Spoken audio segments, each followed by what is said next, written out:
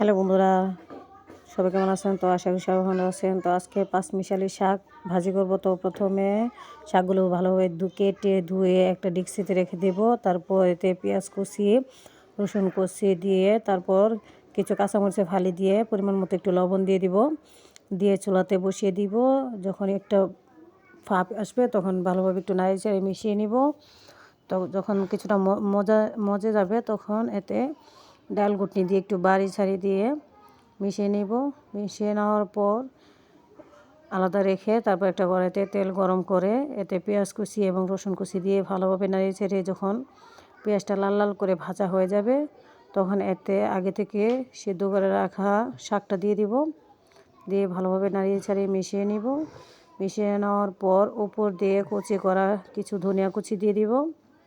ধনিয়া কুচিটা দিলাম, এতে আলাদা একটা স্বাদ লাগবে। তো দিয়ে দেওয়ার পর আবারও ভালোভাবে নাড়িয়ে চাড়িয়ে নেব। তো বন্ধুরা দেখুন, আমার শাক ভাজি হয়ে গেছে আর দেখতেও কতটা লোভনীয় হয়েছে। তো আমার পাশে থাকার জন্য সবাইকে ধন্যবাদ। তো সবাই ভালো থাকবেন।